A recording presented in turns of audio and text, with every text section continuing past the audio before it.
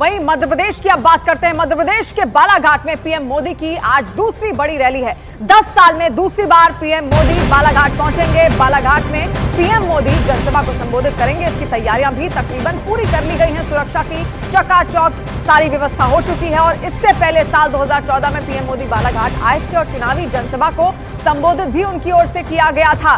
भारती पारधी वहां से उम्मीदवार हैं और उन्हीं के पक्ष में ये जनसभा की जाएगी प्रधानमंत्री नरेंद्र मोदी की ओर से। हालांकि उनके जो अगेंस्ट है वो हैं सम्राट, जो कि कांग्रेस के पूर्व विधायक के एक बेटे हैं। और बालाघाट में साल 2009 में भी चेहरा बदला गया था, 2014 में भी बदला गया था बीजेपी की ओर से, 2019 में भी बदला गया, लेकिन जीत हर बार बीजेपी को ही मिली।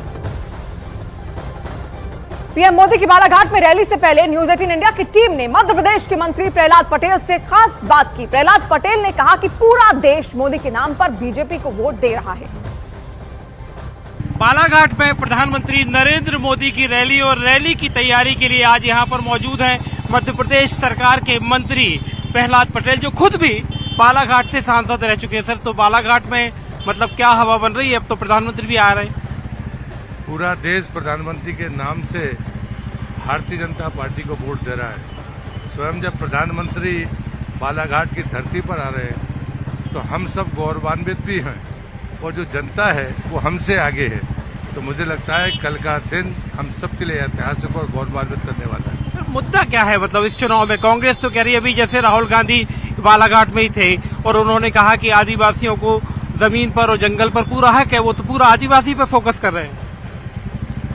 मोदी जी के विकास के सामने ये जो अलगाववाद की बातें हैं ये कभी ठहर नहीं सकती है। गरीब कल्याण की मोदी जी की योजना और महिला सशक्तिकरण के उनके प्रयास, चाहे वो कोई भी वर्ग हो, सब उससे लाभान्वित है। और खासकर जनजातीय समुदाय की जहाँ तक बात है, चाहे मंत्रालय हो, चाहे महामहिम राष्ट्रपति हो, या फिर जितनी भी योजनाएं हैं, वो अगर किसी ने शुरू की तो वो सिर्फ भारतीय जनता पार्टी ने शुरू की है। और इसलिए मुझे लगता है कि ये बातें अलगाव पैदा करने वाली बात कांग्रेस कितनी भी करे वो मुंह की खाएगी। सर, लेकिन जो कहते हैं ना कि बराबरी का खेलने का हक, कांग्रेस और विपक्षी आरोप लगा रहे हैं कि आप तमाम तरीके से उनके फंड रोक रहे हैं, उनके खाते फ्रीज कर रहे हैं। देखिए, मोदी जी ने 2014 में ही कहा था, ना मैं खाऊंगा और ना खाने दूंगा। भ्रष्टाचारियों की जगह जेल में है। ये देश का आम आदमी भी इस बात को जानता है और मानता है। मतलब पूर्व मुख्यमंत्री जो दिल्ली के मुख्यमंत्री अरविंद केजरीवाल, वो भी जेल में, मतलब मुख्यमंत्री भी जेल में। मुझे लगता है कि जिसने भ्रष्टाचार किया है वो जेल में है और ईडी ने लगातार उनको समझ दी है। ये पूरा देश जानता है, ये विवाद का विषय नहीं है। कोर्ट इस बात के लिए न्यायालय तय करेगा और ये राजनीतिक हथियार के तौर पर वो अपनी उसको अगर इस्तेमाल करना चाहते हैं तो ये संभव नहीं है, जनता जानती है। राम मंदिर मुद्दा है? राम मंदिर निश्चित रूप से मुद्दा है। मतलब कितना, मतलब आपको लगता है कि राम मंदिर के नाम पर बीजेपी को वोट मिलेंगे? नहीं, वोट का देखे, ये तो गौरव की बात है। मोदी जी का विकास विरासत के साथ है और हमारा स्लोगन भी यही है, विरासत और विकास। ये अब की बार 400 पार, ये नारा है कि सच्चाई? ये सच्चाई है। 2014 में हमने 272 प्लस कहा था, 282 आए। फिर हमने 300 प्लस कहा, 303 आए। इस बार का संकल्प है भाजपा 370 प्लस और एनडीए 400 पार। मध्य प्रदेश के बाद हमें 400 पार में योगदान करने के लिए एक सीट का इजाफा करना है, वो है छिंदवाड़ा। वो हम जीतेंगे। हमने 14 में 27 जीती, 19 में 28, 2024 में 29। बालाघाट तो मतलब आप खुद सांसद रहे हैं बालाघाट में? बालाघाट सदैव भाजपा के साथ रहा है और प्रचंड बहुमत से। और यहाँ पर लिंग अनुपात की दृष्टि से महिलाएं ज्यादा है पुरुषों की संख्या से।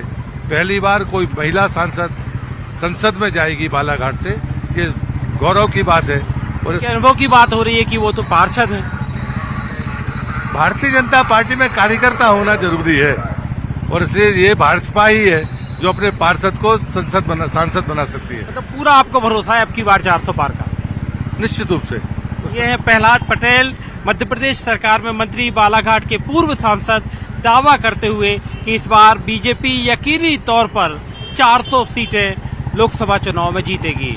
Manoj Sharma, Balaghat, news 18 India.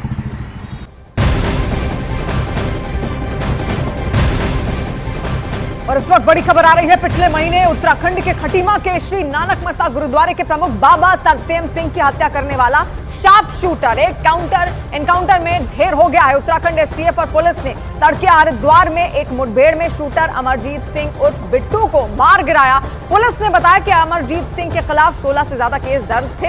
हालांकि एनकाउंटर के दौरान उसका साथी भागने में कामयाब रहा, जिसकी तलाश में उत्तराखंड का कोना कोना तलाशा जा रहा है। तो छानबीन लगातार अब भी जारी है। 28 मार्च को तरसेम सिंह की हत्या हुई थी और उसके बाद से जो शार्प शूटर्स थे उनकी खोज लगातार की जा रही थी, लेकिन कहीं पर भी उनका कोई सुराग नहीं मिल पा रहा था।